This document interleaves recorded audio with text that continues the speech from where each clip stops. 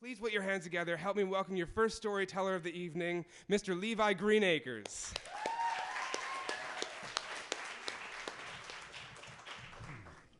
I believe that confidence is always the sexiest part of your body. And I got a little theory about that, and I call it the 78 Dodge theory. It goes like this. Anybody can drive a Mercedes or a Cadillac down the street and grab the attention of somebody passing by. But it takes a little something extra to roll down the street in a 78 Dodge. Maybe a little big, square dinosaur tuna boat. It's a little dented. Maybe it eats all your tapes, except for the greatest hits of James Brown, which will only play at top volume out of one working speaker. Now, if you can roll a 78 Dodge like that, and someone that you pass by on the street looks at you and says, "Hey, I want a ticket to that ride," then you're doing something right. And I'm attracted to people that are like a 78 Dodge.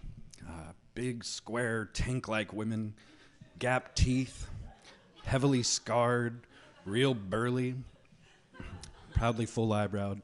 Someone that looks a little bit different and still holds their head up with confidence.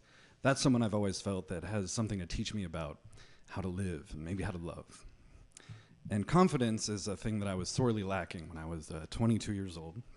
I'd just been released from the psych wing of a hospital. And I had been in there because I was really upset about the way things had worked out between me and this girl. And it's a funny thing going into a psych ward. Like, everything is taken away from you that you're familiar with. Your clothes, your darkness. You're in a room that's lit 24 hours a day.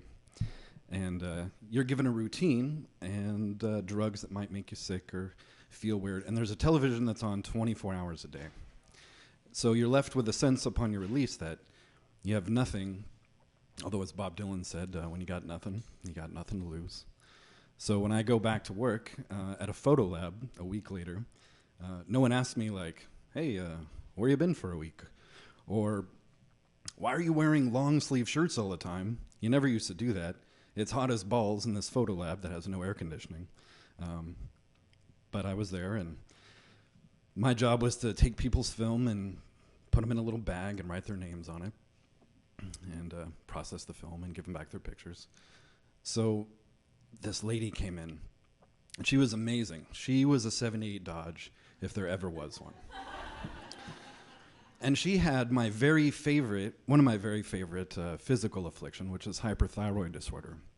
If you guys aren't familiar with it, it gives people these big, googly cartoon eyes. I want to lick them.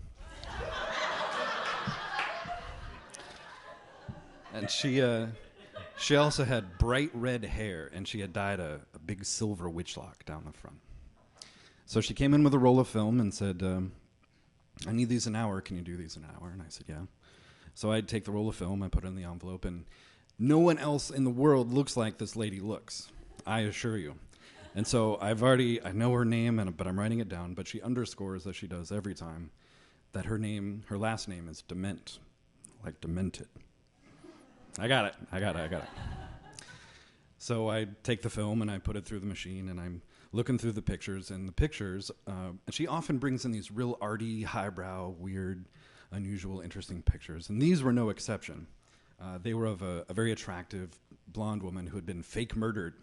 So she's laying in all these weird ways, and there's fake blood everywhere, and it's not the weirdest thing that I've seen working at this place. It's one of the few places in town at the time where you could take your dirty pictures. So if you were having an affair, or you were trying out your new fetish, or you were going to have an all-girl fisting orgy and you wanted it printed on Ektachrome slide film, this was the joint. Fake murdered girl, not that traumatic. So when she comes back in, I hand her pictures and I say, "Well, these are kind of cool." And she said, "Thanks. They're for a murder mystery party. So we all have the pictures at the party and we try to figure out who done it." And I said, "Oh, that's kind of cool." So she leaves, and later I go home and I get a call I have these two really cool friends. They're tiny punk rock lesbians. And they have weird colored hair, and they dress really cool, and they know all these interesting people, and they're one of the few people that know where I was for the missing week. And they say, "Hey, we're going to this thing. You should come to this thing. Come out with us." I'm like, all right. So going out is preferable to being in. I don't even care what thing it is, but I'm going out. And so they pick me up, and we go out. And it turns out to be this somebody's house, and everyone's dressed real fancy, or eccentric, or sexy, or not like me, who dresses a lot like this a lot of the time. And including the first person I see is this dude that I work with.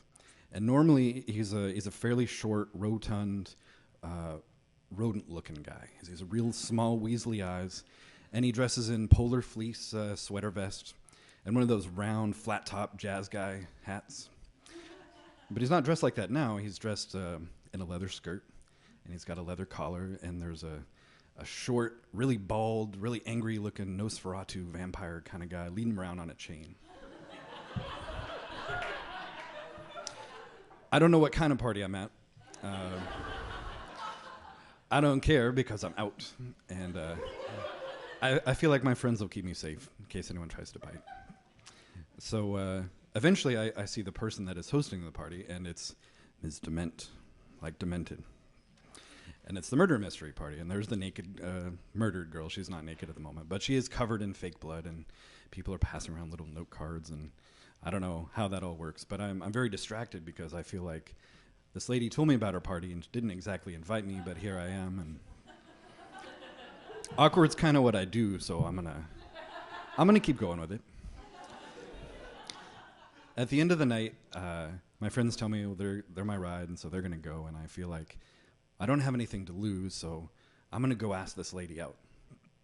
And she says, and I say, hey, do you want to go out sometime? And she said, sure, on the condition that you let me read your palm. And I say, well, why not? So I put out my hand, and she flips it over, and the first thing she does is pull back my sleeve, and she sees these glowing, livid red, still like sutured up and kind of gross-looking scars on my wrist, and doesn't say anything about it. And then she tells me kind of what I already know about myself, tracing the lines on my hands, like, I'm a handsome son of a bitch, and I was born to have adventure. And it got me the date, so she gave me her number, and I called her later, and she said, so there's this movie playing. I want to go see it.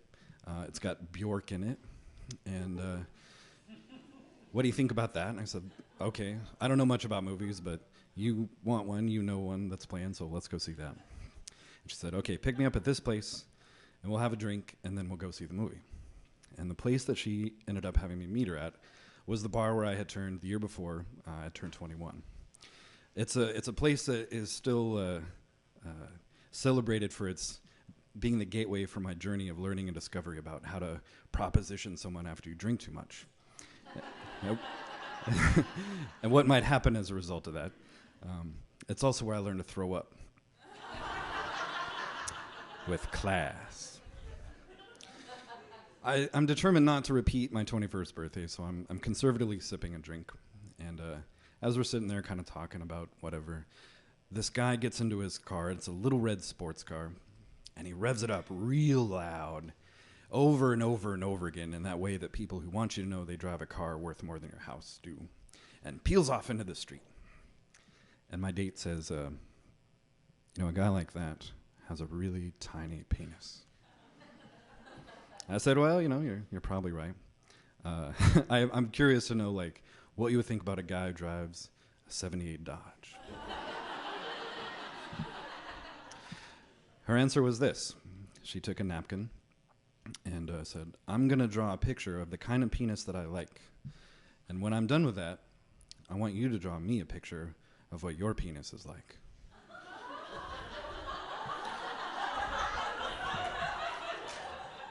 And that's not an offer I get every day. So why not? And she takes and very lovingly and meticulously draws the following thing.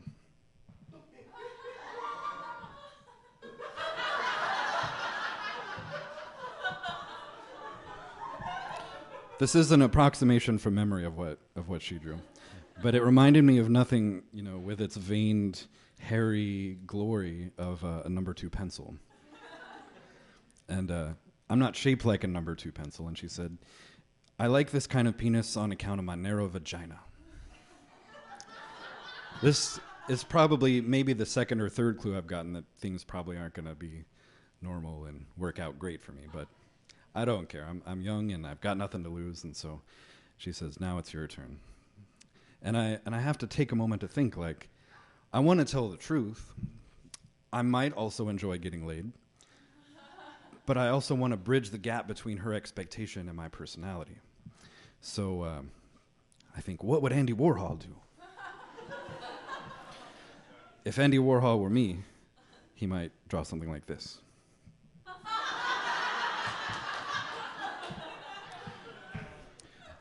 I didn't draw this because I was trying to boast. I mean, it's not bragging if it's true, but I wanted to make very clear that what she had designed and what I had to offer were not the same thing. And I think on that level, at least, it was successful. And again, she doesn't really say anything about what she thinks about it. She just says, okay, well, takes the napkins and puts them in her purse, and we go off to see this movie. The name of the movie, if you're not familiar with the oeuvre of Bjork and her acting career, is Dancer in the Dark. And if you haven't seen it, I don't want to spoil it for you. But here's what I had imagined in my head. Like, I only know Bjork is like from a place where it's really cold, and she's kind of larger than life and twirls around a lot when she sings. So I thought, oh, it'll be like a weird, creative, cold lady's view of like The Sound of Music or something like that. Boy, was I wrong. And I don't want to spoil it for you if you haven't seen it, but what it felt like to me watching this whole movie was that it was more like an art school nightmare that just refused to end. And so as we left the theater, I'm thinking, first of all, like, what's wrong with Bjork? And what's wrong with this lady? Like, this is a really weird first date movie. And she admitted that she knew what the movie was about, and I didn't, so maybe that was my fault for not doing my homework, but it was really weird. And so I show her, you know, she's like, hey, can I get a ride home? And I thought, yes, I'll take you home, and then I will go home and think, what am I really doing with my life? So we're on the way to her house, and I don't know where she actually lives yet. And she's like, do you like bacon? To which I can only respond, lady, look at this. That's 5% of my body weight. Yes, I like bacon. And she says, well, I make a world-class BLT that can't be beat. So I told her I would accept that bacon challenge. And she says, well, turn here, and we go to this grocery store that I've never been to before. It's in a really nice part of town. And it's not like a Safeway. It's where you go to spend like $50 on a can of organic, shade-grown, fair trade corn and stuff like that. And so she's picking stuff off the shelf, and we get to where the bacon lives. And instead of picking out like what I think of as a normal pack of bacon with like 10 or 12 slices and roughly yay, she gets what I can only describe as a suitcase full of swine. This is a lot of bacon. This is more bacon than even I and somebody with my same appetite is going to consume safely in one sitting. It's so big, like if you took it on a plane, they would charge you to put it in the underbelly of the aircraft. But she seems like she knows what she's doing, and so we get back in the car and we go to her house, and it's in a really, really nice part of town. It's on top of this hill, and we go, and she says, oh, this is my place. And what I look on is what I think is a mansion. It's huge. It's bigger. If you took all of my childhood homes and assembled them into one house, it was probably the living room of this house. And it's big stone steps and sparkly crystal rocks arranged in a little garden on each side of the steps. And I feel like, you know, it's a fairy tale thing. I'm going up to get into this place. And she opens the door, and I'm mystified. I'm like walking into someone's private art museum. There's stuff I don't understand going on everywhere. And she says, I'll give you the tour later, but let's go eat. So she's cooking, and I'm really enjoying watching her cook. She's very lovely to look at. And so we sit down, and she hands me this big sandwich, eating on it. And she's watching me eat like maybe she's going to eat me next. She's got her eyes turn as red as the hair on her head, and it's pretty intense. And I think, well, I don't know what's going to happen, so maybe I should say something real witty and real clever. But all I can come up with is, so do you like Stereolab?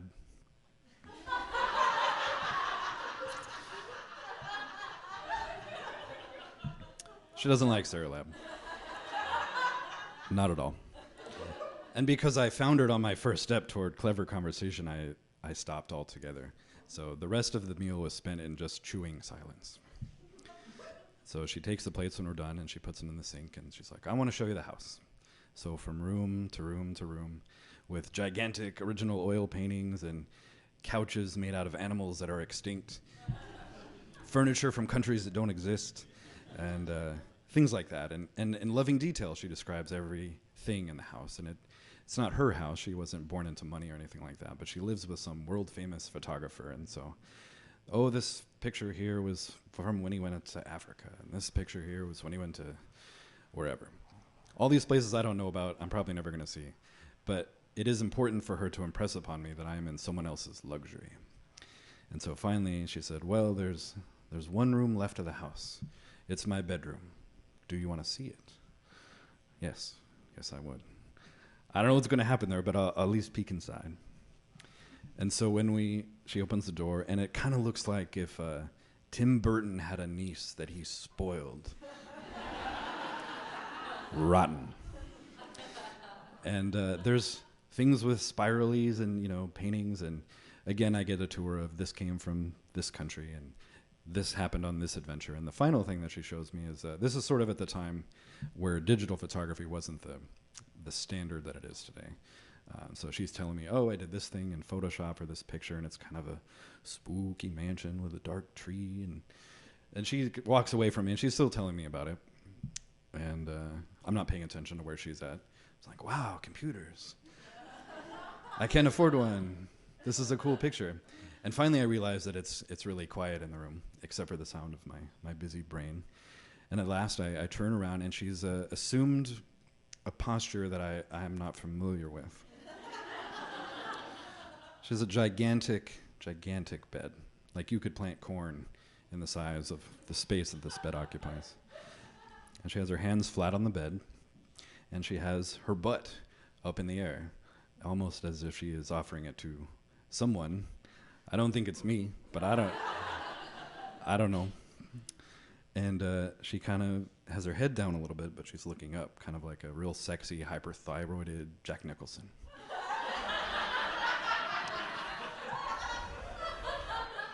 There's a long silence, and she's looking at me, and I'm looking at her, and I'm looking at her butt. Because it's up in the air, I figure that's okay. And it's perfect. It's like, if you're not familiar with horses, maybe the analogy of that she has the ass of a thoroughbred racing horse might not work out that well for her. And I don't mean to compare her to a farm animal as much as say that she was like a creature that was born to run and jump, and she was like an angel from a Botticelli painting.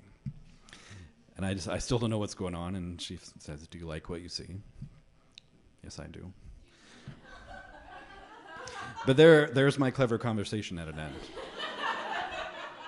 I'm looking at her, and she's looking at me. I want to lick her eyeballs. I don't know how to tell her. And then she stands up and says, well, I've shown you every room in the house. Now I'm going to show you the door. And that's fine. So she just hustles me right out, and then says goodnight and slams this real big door in my face. And I just stand there for a minute looking at the door. The door's not saying where I went wrong. I can't figure it out. I feel like I failed the test, but I don't know what the questions were. And I don't have anywhere to be at the moment, so I just stand there looking at the door like an idiot. And about a minute or so later, the door opens up again, and I think, redemption. But what she does is, instead of saying, come back in, is hand me this suitcase full of swine. Says, take this with you. And I take the suitcase. It's smelling pretty good. And she closes the door in my face, and that's that. Now, I'm like, well, okay. Well, So I get back in the Dodge, and I'm driving home, and my roommates know that I'm going out on a date, and they're kind of like waiting up for me like your parents do when it's real late at night. They know that I'm suffering from a lack of confidence and not great with women. So when I get home, I open up the door, and they say, well, how'd it go? I say, well, I didn't get laid, but I got this bag of bacon. That's my true story. Thanks for listening.